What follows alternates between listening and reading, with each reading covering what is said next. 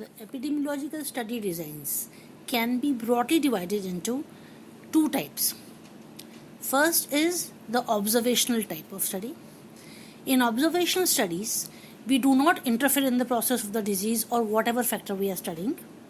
We simply observe the disease and the associated factors. And the second type of study is experimental study. In this, we deliberately make an intervention and observe the effect of that intervention. This figure shows that the epidemiological studies are of either observational type or experimental studies. The observational studies are again of two types: descriptive studies and analytical studies. Two main types of analytical studies are case control study and cohort studies.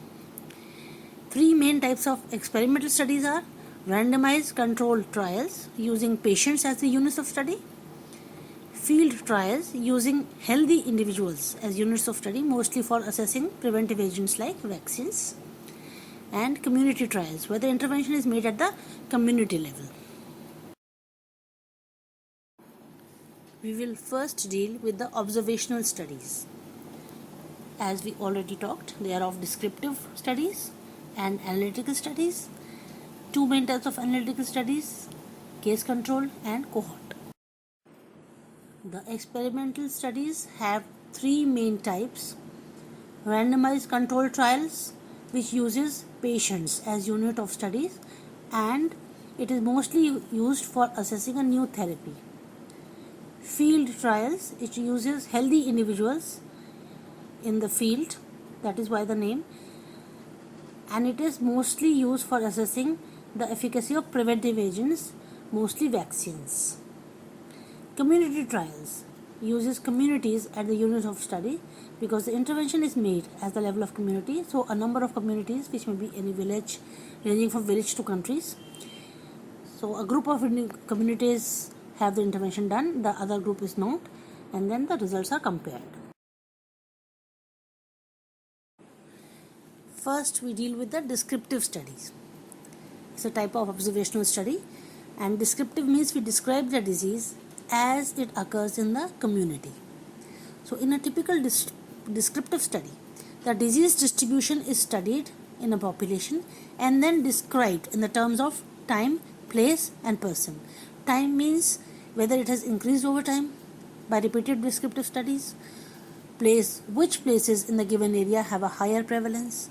In terms of person means which type of people have a higher prevalence and which type of people have visibly lower prevalence.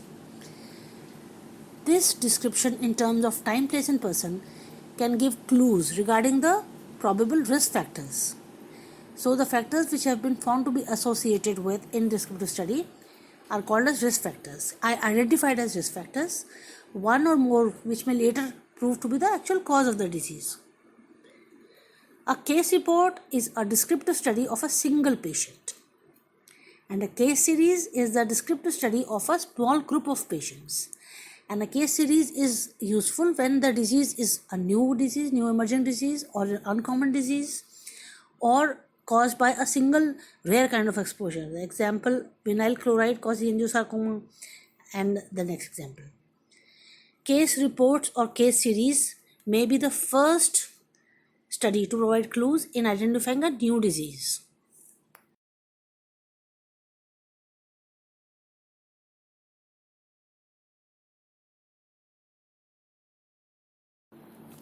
A small description will exemplify the discussion we had in the previous slide.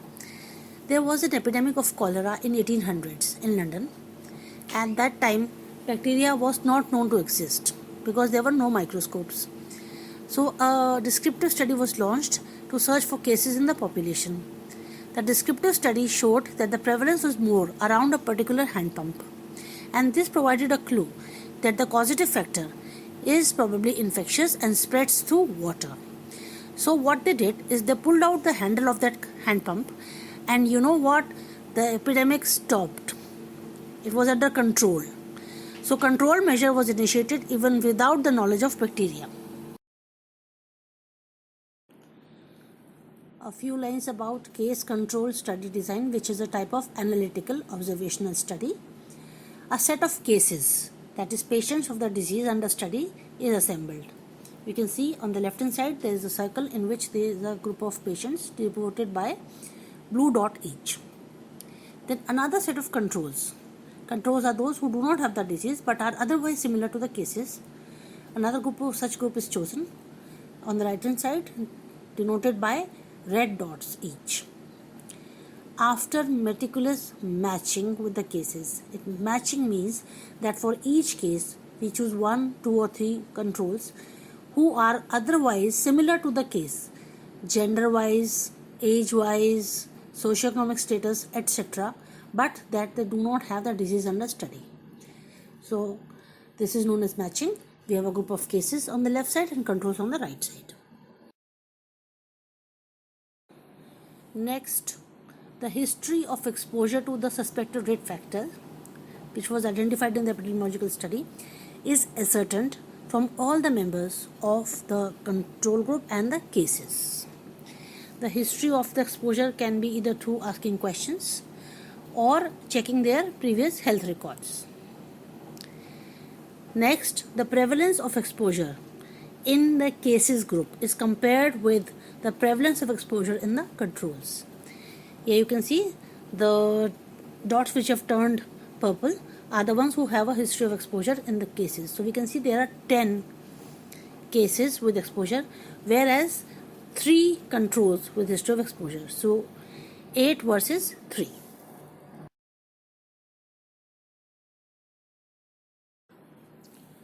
So after comparison, the factors which have a significantly higher prevalence among the cases as compared to controls are reaffirmed as the risk factors.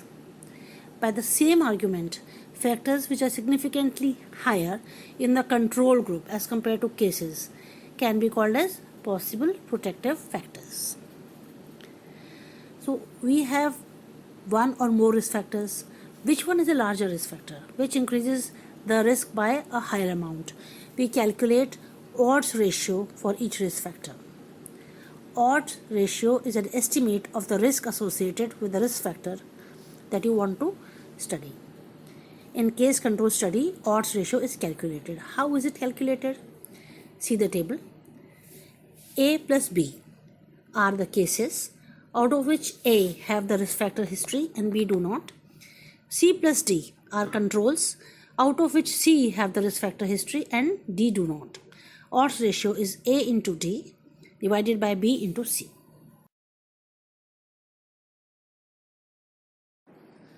The other type of analytical study is cohort study design. In this, one group of people who are exposed to the suspected risk factors is identified and is known as the exposure cohort. And another group of people which are similar to those in the exposure cohort, like in age and sex distribution, but are definitely not exposed, are identified, and this is known as the control cohort or the non-exposed cohort. It goes without saying that it has to be ensured that none of the members, either in the exposed cohort or in the non-exposed cohort, should have the disease which is under study. If anyone is found with the disease, has to be excluded from the study. Now, once we have 2 cohorts, exposed and non-exposed cohort, identified, and we have ensured that none of the members of either cohort has the disease under investigation, then these cohorts are followed up for a definite period. The period of follow-up will depend upon the epidemiology of the disease, the natural history of the disease under study. So they are examined at regular intervals for the development of the disease. So once we start with no disease status and we follow up the groups with time, we get the incidence of disease. So the incidence of disease in the exposed cohort is compared with the incidence of disease in the non-exposed or control cohort. If the incidence of disease in the exposed cohort is significantly higher than that in the control cohort, we say the association of the risk factor with the disease is confirmed. as we studied the amount of risk associated with the risk factor. We calculated odds ratio in case control study, but in cohort study we calculate relative risk of the risk factor, which is a more robust estimate of the risk associated with that particular factor. So relative risk is calculated as incidence among the exposed cohort divided by incidence among the non-exposed cohort. This is shown in the table below. The exposed cohort consists of A plus B members, out of which A developed the disease and B did not. The non-exposed cohort has C plus D members, out of which C developed the disease and D did not. So, what is the incidence among exposed? It is A upon A plus B. And what is the incidence among non-exposed? It is C upon C plus D.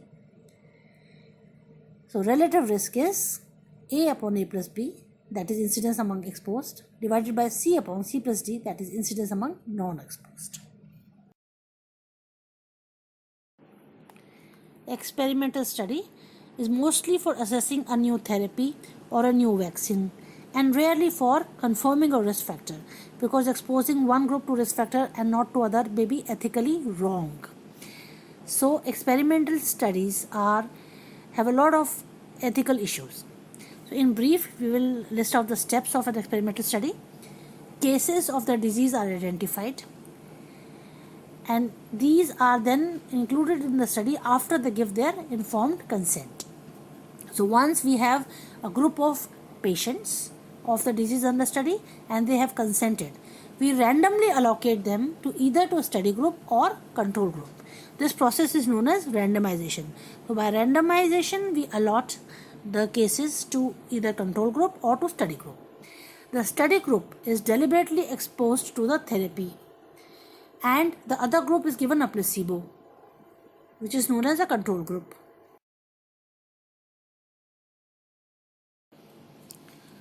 Then both the groups are regularly followed up under identical conditions to see what percentage is cured. The cure rate in the study group is compared with that in the control group. The control group, remember, does not receive the intervention but receives a placebo. If the difference in the cure rate is significantly higher in the treatment group, then we say the therapy is better or effective. And if it is not significantly higher, we say the drug is considered to be ineffective or as effective as the previous therapy only. Now, blinding is an important aspect of experimental studies, so we will have a few lines. Single blinding is the process in which the patient does not know whether he is in the treatment group or is getting the placebo. Because a patient who is under the treatment group, if he knows he is receiving the actual treatment, is more likely to feel better or to report cure than a person who is receiving placebo may think that I am not cured despite having an improvement. So it is better that the patients do not know whether they are in the treatment group or in the placebo group. This is single blinding. Double blinding is when the patients, they do not know which group they belong to, and the doctor who is following them up for cure also does not know. He only knows that he belongs to group A or group B, but does not know whether group A is the treatment one or group B is the treatment one. Triple blinding is when the patient does not know, the doctor who is looking at the cure does not know, and the person who is analyzing the data also does not know. The person who is analyzing the data only knows that the cure rate is significantly higher in group A or group B, but does not know which group is actually the therapy group or placebo group, because even the data analyzer would like to interpret in favor of, psychologically, in favor of the treatment group. So triple blinding is the best type of blinding. If possible, then this should be practiced. It is not. Field study is a type of experimental design mainly for assessment of vaccines or preventive agents. So hence the unit of study here are healthy individuals, because we are studying the prevention of disease. The incidence of the disease among the vaccinated is compared to the incidence of disease among the non-vaccinated, and if the difference is significant, we say the vaccine is effective. And as we go to healthy people for vaccination, we have to go out in the field, and that is why it is known as a field study. Another important thing in field study is that whether the person should be sent to vaccinated or unvaccinated group can usually not be decided by randomization. So it is not possible to do randomization here, mostly. Community trial. The unit of study is the community. So the intervention is made at the community level. For example, some districts may have introduced a new method of water purification, while the other district would continue with the older methods. The incidence of waterborne diseases in the newer method districts may be compared with the incidence among the older water purification method districts. So this is community trial. So the usual sequence of epidemiological studies mounting is, once a new disease is identified, we like to do a descriptive study of the disease so that we can get clues regarding the possible risk factors of the disease. Once that is done, we can do case control studies, which is easier to do, and we have a few cases only. Case control study, when it confirms the risk factors, we launch cohort studies for further confirmation of the risk factors and estimation of the risk. And finally, experimental studies are maybe the last. This is the usual sequence. Each of the study type that we have discussed will be discussed in much more detail in individual lectures on that study design.